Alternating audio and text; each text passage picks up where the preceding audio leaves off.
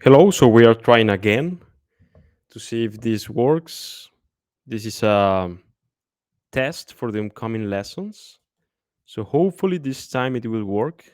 Please let me know in the comments if it works.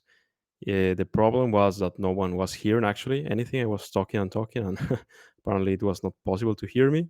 So please let me go in the comments if this time it works. Okay, I will just wait a second to people to for people to come again.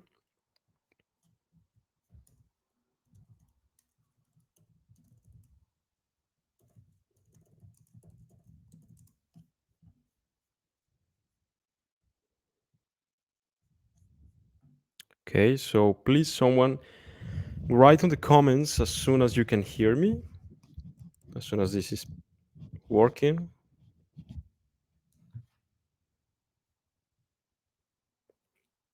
Hmm.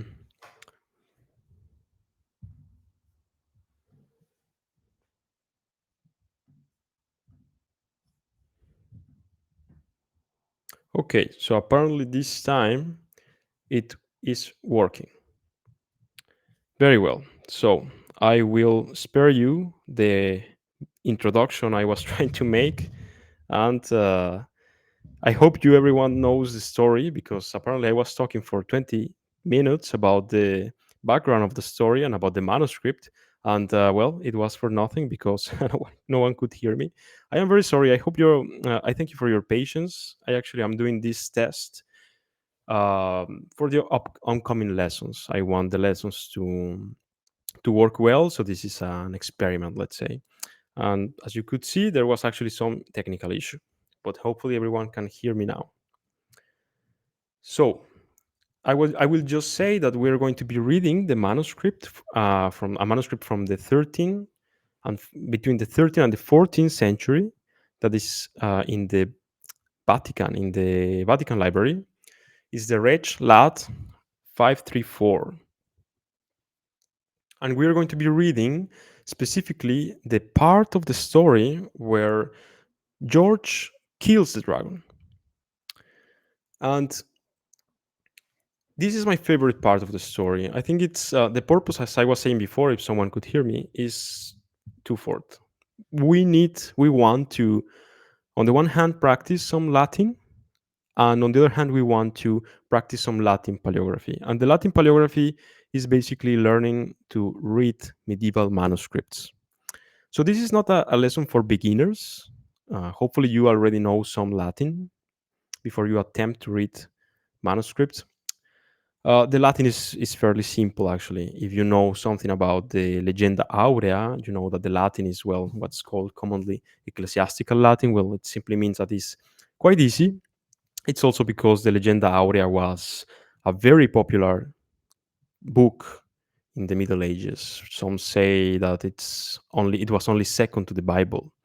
There are more than 1,500 manuscripts left, which is a lot, actually. It's a huge quantity. And well, I was just saying before, I was just making a little background of the story. You probably know all the story of St. George, but he comes to Libya and he comes to this little town where there is a dragon tormenting and killing the people from the town. The people are offering the dragon to ships until they run out of ships, so they start sending people. One day, one of these people has to be the daughter of the king, the princess. And in the moment, the day, let's say, in the moment when the St. George was walking by the town, he sees next to the lake the princess prepared, let's say, as a tribute to the dragon. He goes to her and asks her, well, what's happening here? Why are you suffering? Why are you crying? What's going on here? And the princess wants to be obviously a lady, and she tells him, "Go away. There's nothing you can do for me. The dragon will kill us all. There is no need for you to die. It's enough if I die."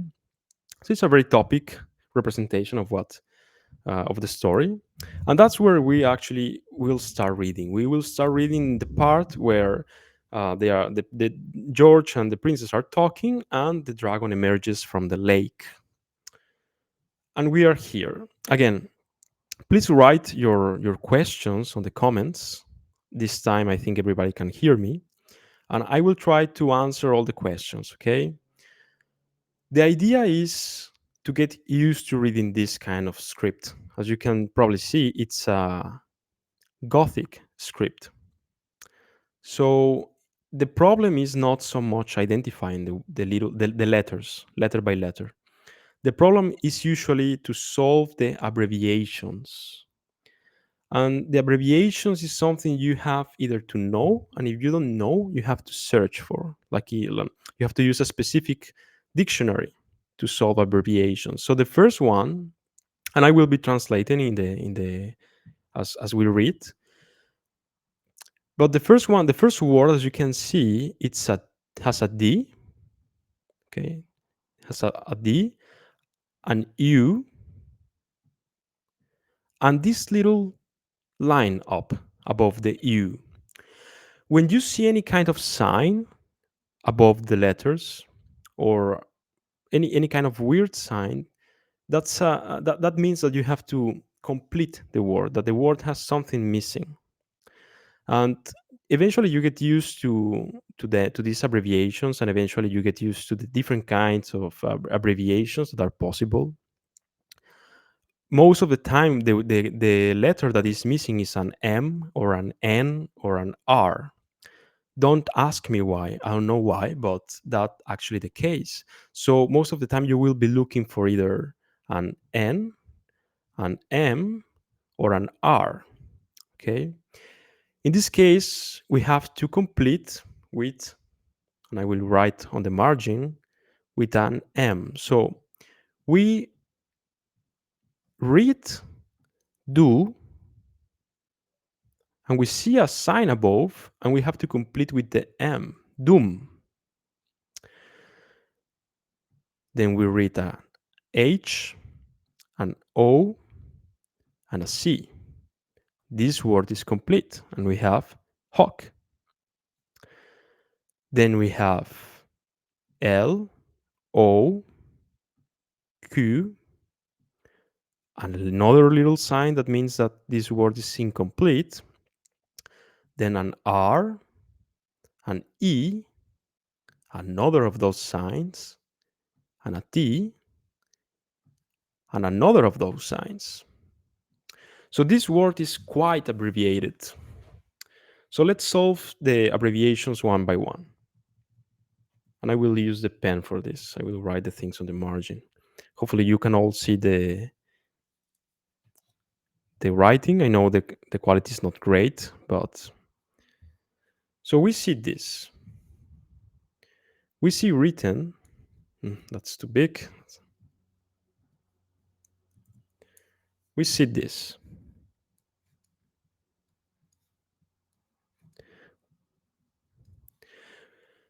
This sign here with a Q usually means that this Q has to be solved as a quae, or in medieval times as a que. And you have to memorize this. This is something you have to know.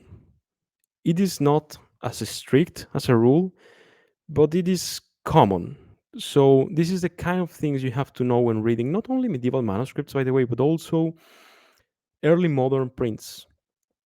Early modern books maintain this tradition of abbreviating words. So in this case, we have to solve in that way, quae or medieval que. And we will do exactly that. I will write it here. Loque. Then we have an re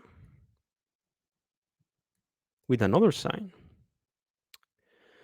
In this case, we are looking, again, I told you, you have to look for an N or an M or an R. In this case, we have to complete with an N, loqueren. Okay, so let me, loqueren. Then we have the T, and this sign here, this weird sign here, which is more or less this sign. It looks like an A sometimes. And this sign usually stands for this, ur. So the word we are looking for is loquerentur. So as you can see, the difficulty in reading manuscripts is not so much identifying the single letters, rather is to solve the abbreviations, because the abbreviations you have to know, you have to memorize them, and you get used to them. But most of the time, when you find an abbreviation you don't understand, you have to look them in the dictionary. So dum haec loquerentur, while they were talking, ecce. I hope you can see this well. These all look the same, right? It just looks like four C's, but actually is one A, one C, another C, and another A. Ecce. They look quite similar, so you have to be very pay attention to this little line here that distinguish the E from the C's. Ecce D, and then this is an R that looks like a 2. This R looks like a 2, right? But this is an R. Dra, here we see the A, C, H, O. We have the complete word. Ekedrako. This H here actually is quite uncommon because the word is just Draco. But sometimes, especially in Italy, copyists used to add this H here, which just for phonetic reasons. Ekedraco, let's see what we read here. Vous, yeah, vous.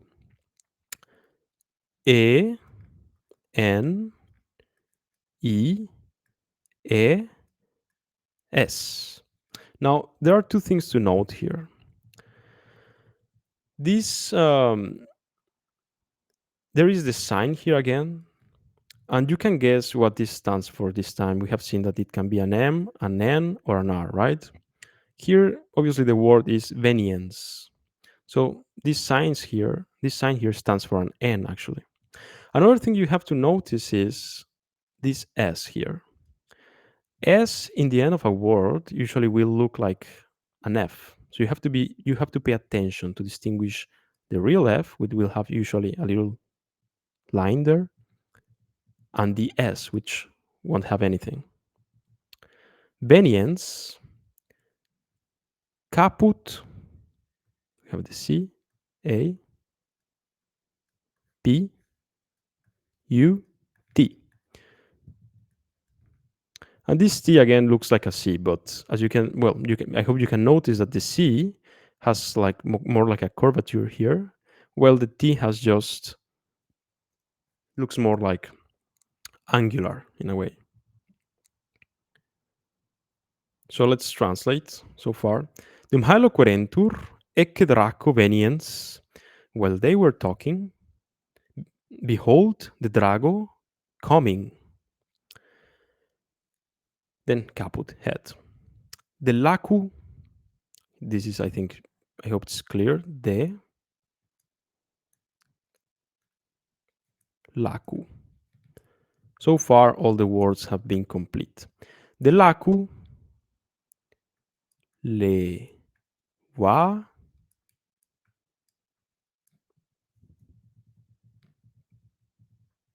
and then we have another abbreviation. We have this U, V here, and this sign here. If you look at the T above, this T right here, you will see that it looks very similar to this sign here, because it is a T, an abbreviated T. And we read this, le, va, and we have to solve like this.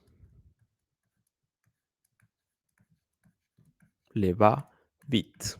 So basically, this sign here, this little sign here, stands for the third person singular in the present, levavit. The past. It, levavit. Just one thing, I hope you're noticing that most abbreviations occur in the end of the line because the copyist run out of space. So when they ran out of space, they started to abbreviate more. So it will be much more common to see abbreviations in this part of the manuscript than at the beginning. Okay. So when they were talking about this, or when they were talking about this, the princess and George, behold the dragon coming, um, takes the head above the lake. I'm sorry for my English, by the way. Then we have a T, an U, and a C with the sign here again. This sign, I remind you one more time, can stand for this. So what the word is here? Tunk. Tunk. We are integrating the word with the N. Tunk puella.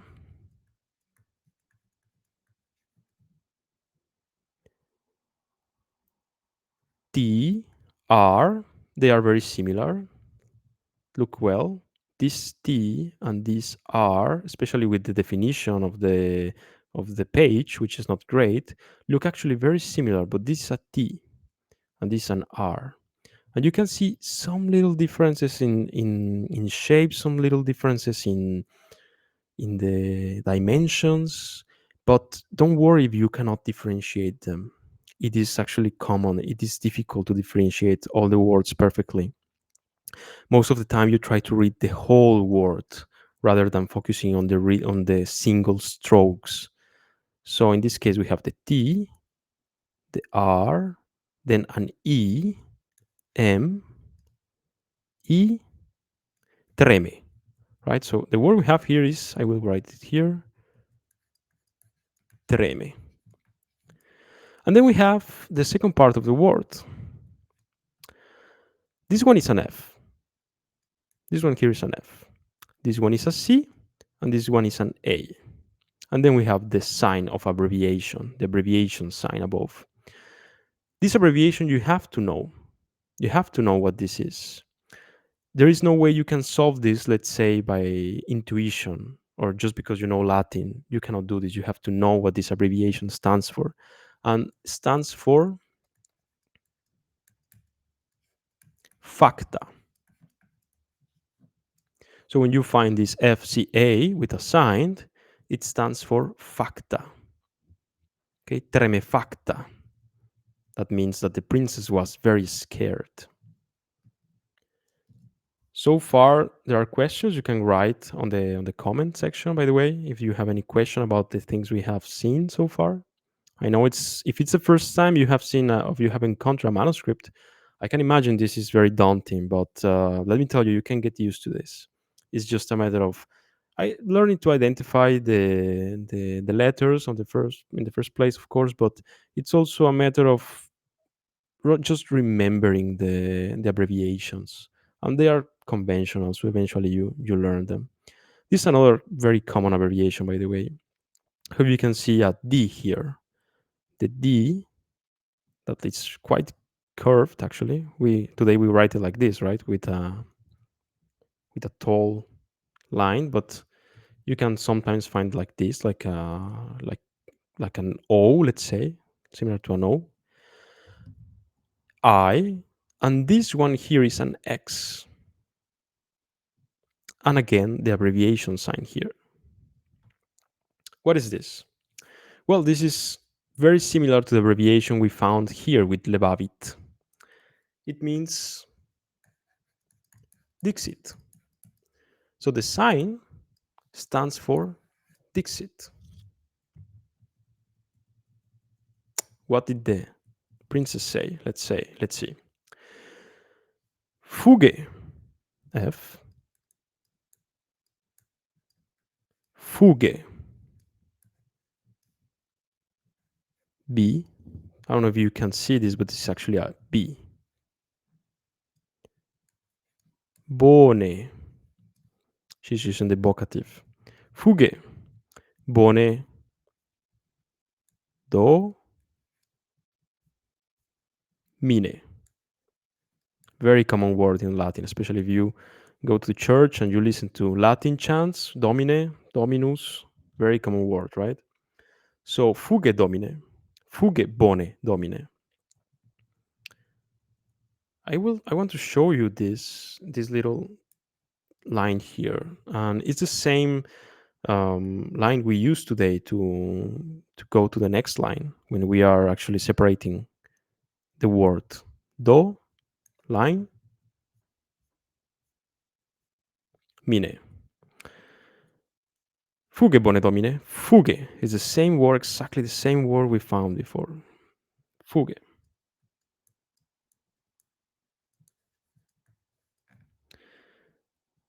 Ve, lo, ki, veloki, velokit. I think you can guess what this sign stands for. We already found it. I think velokit sign. The word is abbreviated. This is an adverb. I give you 5 seconds to try to guess what this stands for. If you know Latin, this will be quite simple because the only word that can be possible here is actually an adverb, velociter. Velociter, if you want to say it in the ecclesiastical way. Velociter. Fuge velociter. So the princess is telling George, look, you should go. You should leave. Fuge. Go away. We found this word already. T, U, C. We have to integrate tunk. Tunk. G, E, O, R. This R that looks like a 2, remember? Looks like a little 2. Georgi. So she says, okay, Tunk, Georgi, and then another abbreviation sign, which is quite common, quite common. You should really remember this one. You should try to remember this one. It looks like a 9 above or high in the space. And this always means us, which, as you can know, it's very common in Latin. Dominus, for example. And yes, for example, you could abbreviate Dominus like this. If you ever find this word, you have to solve this little 9 here like an us. So, Tunc Georgius E Q U U and a sign, abbreviation sign here. Eku. Okay, so two things to note here actually. Two things we should note. The first one is that if you, especially because of the resolution, again, I'm sorry for that. I know you should go to the website of the Vatican library and take a look at the manuscript yourself. It will be in a much better quality. But here it just looks like a stacked group of lines in some way. So this is, well, this could be many things. This could be an M and an I, or it could be an I and an M, or it could be two N's, or it could be one U and another U. I mean, when you see 4 lines like that, stacked lines, which actually look more like this, like stacked with a little tract, inferior tract, it could mean many things. You could solve this in many ways, but that's why you should look at the whole word and not just at the letters. Eku, okay, so this is obviously to use. The sign here that looks like a tree, this always means M, and actually it is an M. It is an M that is simply rotated. See? This is the normal M, and the sign, the abbreviation sign, is simply the M rotated and with a little tail, let's say. So the word here is equum. See? Perfect. So, tunc Georgius ecum a S. Again, remember this S is very insidious because it looks like an F, but it doesn't have this little line here. So it is an S. As C E N D A A. Little abbreviation sign that we know already. It goes for an N, ascendens. Okay. As you can see, and I told you, you should really remember this thing. The sign above vocals, for example, here, it usually goes for an M or an N, sometimes an R. I'm just keep I keep repeating this because it's actually very important. Once you actually know this, um, it will save you a lot of time. So ascendens. So George gets up on the horse, and this part is beautiful, I think. This sign before before we read the text, we have to explain yet another sign. This sign, and again, is very common. It looks like I don't know what it looks like, but this is always an et, and you find this very often in early printed books, by the way, too. It is very common to find it. It always means et, so it is something like this too. Let's say it means the same thing. Et. I will just keep this just for reference, okay? Because we have to read the whole passage. Et. We read this.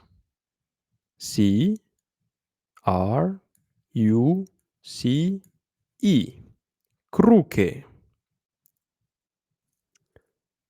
Then we have an S again, the insidious long S. Sorry. S A. And I know this is difficult. I know this looks like a C, but if you look very carefully, you can maybe see the line here. So this is an A. Cruce. C M. Again, look at this. If you look at this word, this is interesting, but I know this can be a pain. This can be a headache. Sorry.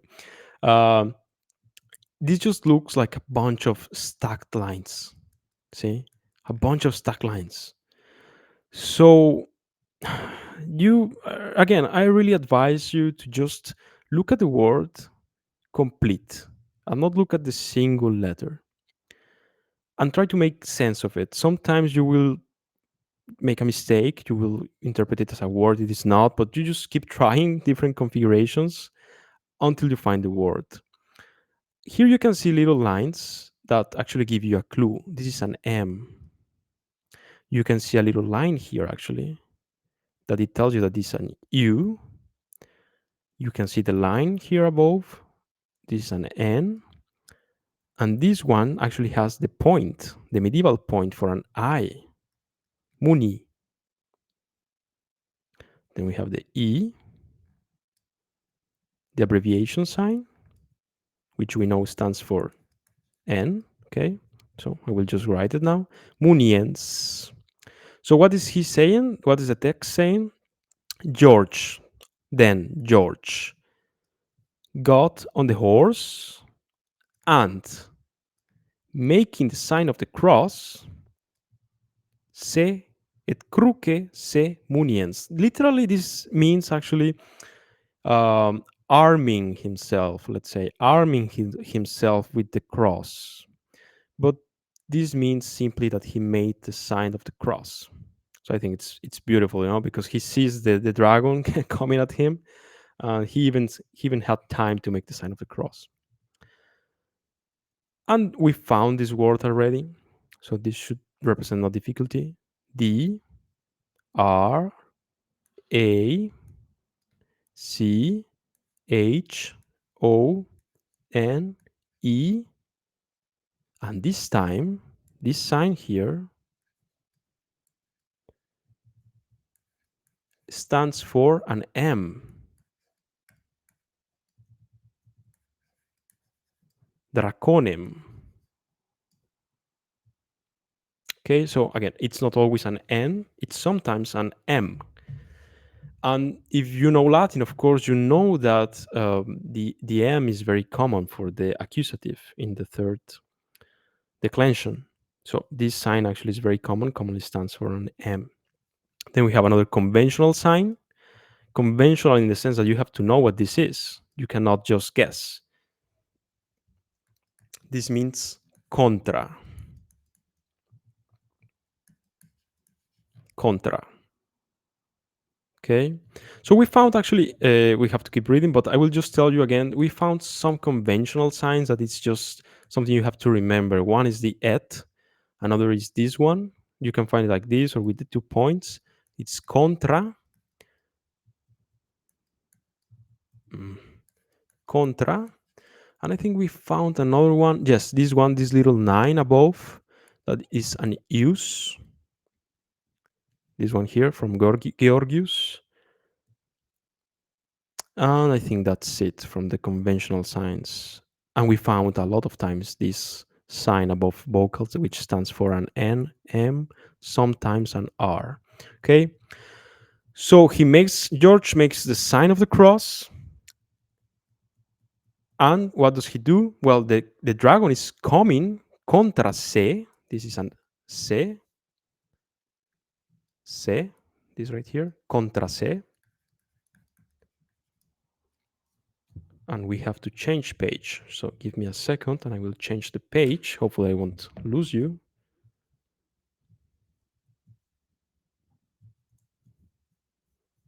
By the way, write to me your doubts here. I try to write, I cannot write, I don't know why. Read only, apparently I cannot write on the comments. But you write me your doubts, okay? If there are something you want to know, if there's something you don't understand, please let me know. And I will change the window to the last page. Actually, we have to read, which is this one. Actually, I was...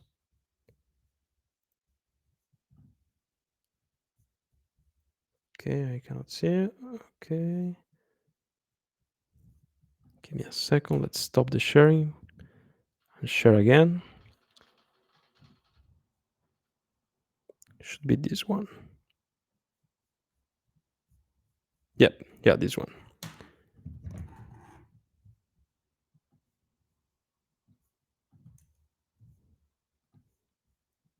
So we read in the page before, we read contra se. What do we read here?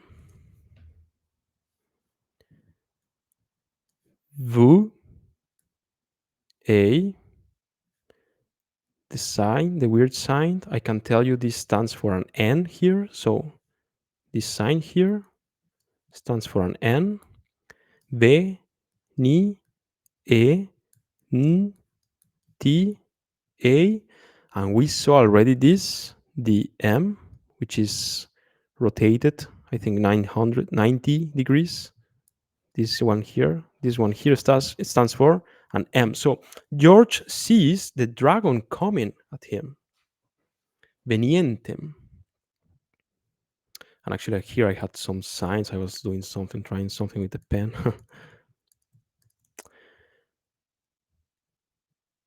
Let's read this too. Okay, let me just cancel all this.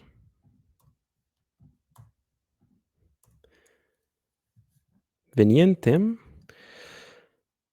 A, U, D, A, C, T, and the sign, abbreviation sign, which stands for ER. We saw this before, and I told you that when you find this like this line in this more or less like this one here, especially above a T, this stands usually for air. And in Latin, air stands always for an adverb. So audacter, bravely, fiercely. The dragon was coming at George fiercely. That's what it says. Audacter. Or rather, it's not that the dragon was coming at him fiercely, but George was fiercely going to do something. He was going to do this thing, this verb. So let's decipher it. That's this one here looks kind of a mess. Let's take a look. So we have this A. Fine, this is an A. This is a G. Another G. But then we have the abbreviation sign. Let's keep it here for now. Another D. And what looks like an R and an abbreviation sign. This is, I know looks difficult to solve. It kind of is, to be honest. The beginning of the word actually gives you a clue of what this verb is. We have to solve this sign as an R and an A. So before in Audacter we saw that the sign was standard for air. But sometimes it could be the opposite. Sometimes it could be not air, but re. And this is the case here. This sign here stands for air. Re. Agre. Then we have the D. And then we have this sign here, this weird sign here. It usually abbreviates the third person passive, let's say, or deponent in this case. This agredi is a deponent verb, so you have to complete it like this. Agreditur. I think this is the most difficult word in the text we are reading. This is most difficult to solve because it not only it has this abbreviation sign here, but it also has the conventional R that looks like a 2 with an abbreviation, which stands for itur, agreditur.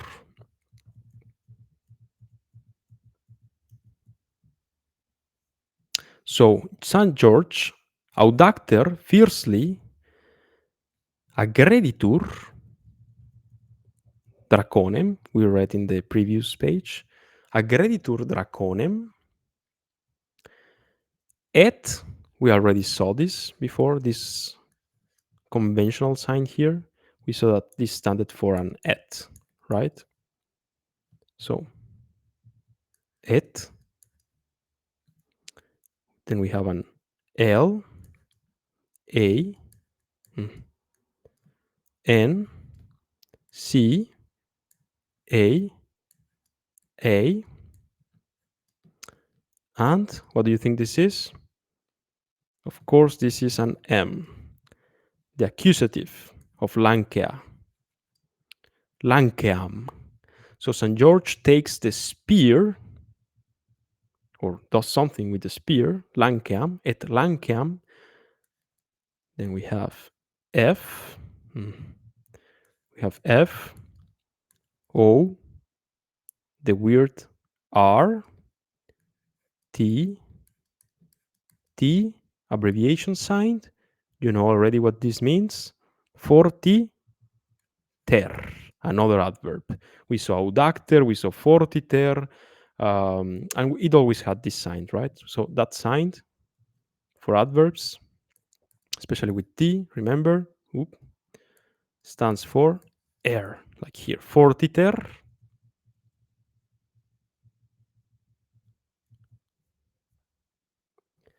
vibrans, vibrans, V, E, B, R, the weird R, A, N, S, vibrans. So shaking, someone can help me translate this in English. Vibrans, St. George takes the spear, fortiter, strongly, bravely, fiercely. And vibrans, eam, et se, we know this sign already, et se, okay, et se deo co men dance. Okay, so let me show you again this. We have a C, we have an O, we have an M. We solve this abbreviation sign with another M because actually the verb requires it. So com, come. We solve this abbreviation sign with an N. Commendans,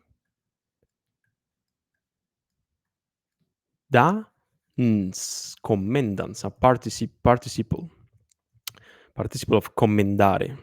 So he's, how do you say that in English? He's putting himself in the hands of God, let's say. Et se deo commendans ip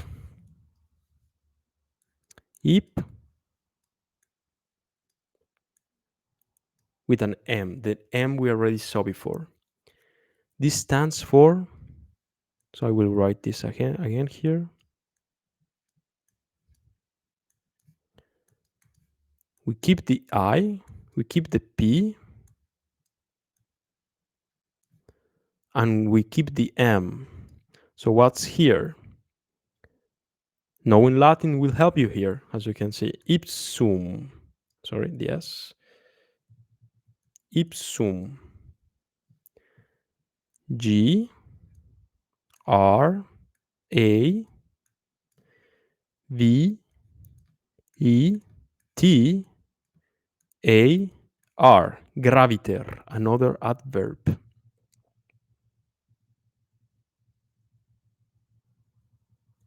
Ipsum graviter. Let's read this word. Vu. I will stop, delineating the letters so you can actually guess them before I write them. This is a V. Vu. L. Well, maybe I can do it still. Vu. L. N. Before solving this, let's see what the word is. Vulna. We. Vulnavit. Again, I always say that knowing Latin can help you a lot with reading manuscripts because you can just guess what the verb is in this case. There is no such a word, vulnavit, in Latin. You can guess that this is just vulneravit, right? And again, this sign here, as we saw before, if you have remembered, this sign here stands for an R most of the time. Careful, because it looks very similar to the horizontal line. The horizontal line stands for N, M, sometimes R. But this line, which is like diagonal, this always requires an R. And in this case, not only an R, but actually an AR, vulneravit. Okay, so this one here, vulneravit. Et, we know that one. At, T, R, A, M, vertical M, remember that? An integration. And this integration is the same one as the one we just saw. This and this are the same. This and this are exactly the same and stand for ER.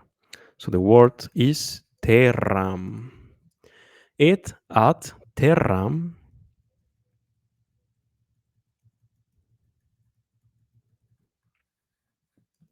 de ye kit. So the text is saying St. George saw the dragon coming, took the spear, and strongly vibrans, I don't even know how to translate that into English, vibrans, it, and committing himself to God, et se deo commendans, ipsum, that is, the dragon venientem, graviter, vulnerabit. He didn't kill it, by the way. Now I notice. He didn't kill the dragon. He vulneravit draconem venientem. That is, he wounded him, not to death. And we will see why, actually. And to the ground, dejecit. Threw him to the ground. Okay, I think that's a good. That would be a correct translation, I think. And he threw him to the ground. A terram dejecit. And this part I like, but I don't know if we can. If we have time to read. Yeah, we have time. Here I have these signs I was doing before. Let me cancel that.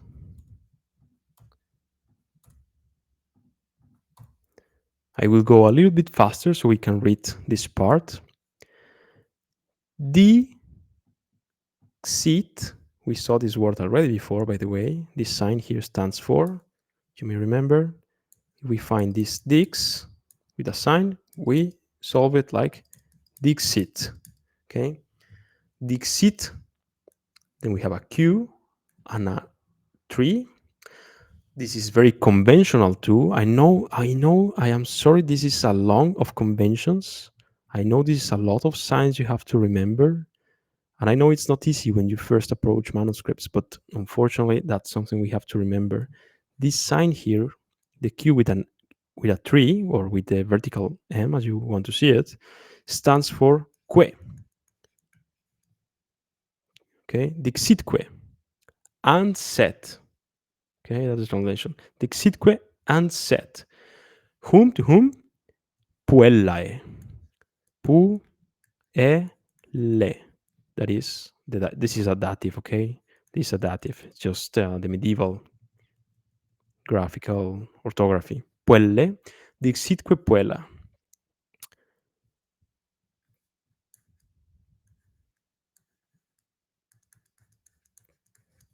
Pro. Projeke. Projeke. Okay, another conventional sign. When you see a P like this, like very calligraphic, this stands for pro. Always. Always. So you have to remember this. Pro. J. K. Actually, this word is wrong, let's say. And we know it's medieval, but it would be not, it should not be projeke, but progike. Progicere is the verb to throw. Progeke, zonam, this is Z. Zonam, again, the sign, the vertical M, zonam. And zonam, by the way, is a weird word, but this means belt. Okay. Progicet zonam to a m. Okay, so we integrate with an M here. This stands for an M. Progicet zonam tuam in colum. Okay, so what we actually read here is collu with the sign, and we integrate as an M, column. Progicet zonam tuam in column. We saw this word 2 times already. Dra, co, and attention here because we have to integrate once more time. Once again. Drachos. This is a complete S. As you can see, this is not the S that we saw before, the weird S. This is a complete S. Projice in column draconis. You may say, well, but all the times before when we integrated this, we put the N after the vocal. And here we have to put it before. Yes, sometimes that's the case. Sometimes you have to integrate before the vocal where the sign, where the abbreviation sign appears. So it goes here. Draconis. Okay. Then we, in column draconis, and then we will read this NICH abbreviated. In this case, this abbreviation actually comes simply from the fact that the copies ran out of time, so he was going to write nihil. He went out of space, so he just said, okay, so let's just put a sign here, nihil. Okay, this is not conventional. He just simply could not write the whole word, so he put this sign here. Or it is rather it is conventional, but it's not as common. Nihil, D U B I T A N S, dubitans. Nihil dubitans. That is afraid of nothing, right? Philia, this avocative. He's calling he's calling her Philia. Nihil dubitans. So this is interesting because he actually defeated the dragon. He didn't kill him, but he defeated the dragon, not to death. He put it to the ground, and he's saying to the princess, "Princess, throw your belt to the neck of the dragon." Why is that? And this is the last sentence we read, by the way. Nihil dubitans filia.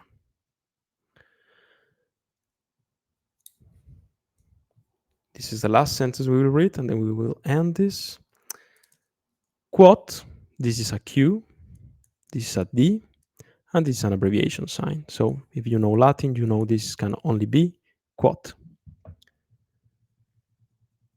Quote cum, okay, cum,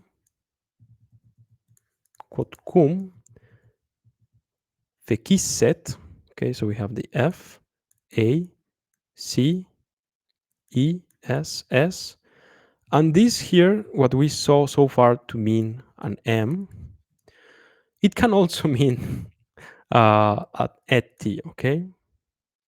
I know it's confusing, but in this case, it's actually not a problem if you know your morphology, because you know this is a pluscuamperfect subjunctive. So this sign is simply abbreviating et. That's why I say that if you know Latin well, if you know your morphology well, the grammar well, reading the manuscript is not so difficult, because even in the cases where the abbreviations are not as conventional, you can still guess. So, quod cum fecissent, S A Q abbreviation sign that we have to solve as A. So, or rather like this, que, we saw it in the beginning, que. So, seque, ba, ti, oh, sorry, seque ba, you are, sequebatur. Quod cum fecissent, sequebatur, that is the dragon sequebatur, eam, that is the princess, eam, vertical M. Vel, lut, like, this velut means like, velut, M, A, abbreviation sign, S, U, A, T, I, S, S, I, M. And this here, we saw that this means you, use, right? We saw that this little like thing like this means use, us. So, man, sweat, man. Oh, of course, I didn't say this, but you should know by now that you should integrate this like an N. Mansueti si mus. Mansuetissimus, that is very docile. Canis. Canis. Dog. Now, what is the text saying? The text is saying that once the dragon was defeated, George asked the princess to throw her belt to the neck, like a collar, let's say. And after this, the dragon was tamed by the princess. And the dragon was following the princess, eam sequebatur, like a very docile dog. I have to tell you, this version actually changes the adjective, the gender of the dog, because actually in the most common versions and what's probably the original written by Jacobus de Voragine, it's a female dog. So I'm sorry, I don't know if I can say this, but it's a bitch, actually, not a dog. Um, so it was a female dragon, let's say. And this is very interesting, I think, because the reason St. George didn't kill the dragon is because he wanted to pressure the city of the princess, where the princess came from, to convert to Christianity. So what we want to read, and I encourage you to read the following part. George comes back with the princess to the town, and the people are very afraid of seeing a dragon like that. And he tells them, "Look, I will kill the dragon if you convert to Christianity," and that's actually what they do. So I think it's very interesting to see the way of operating of St. George in the story. He just doesn't. He didn't kill the dragon just like that. He wanted to have some leverage over the people to convert to Christianity. And it's just interesting to imagine this dragon, this very fierce dragon that once you defeat it, because dragon here stands for the evil, right? In general, once you defeat the dragon, once you defeat the evil, it's actually useful for a greater good. I think that's what the story is about, at least this little part. So you should defeat the dragon, but you should do also use that leverage to do a greater good. And you should make evil your bitch, basically. That's what the story is saying. And I think that's very interesting. Anyway, this is what we read. I am very sorry for the technical issues at the beginning. I know it was half an hour of waiting for some of you.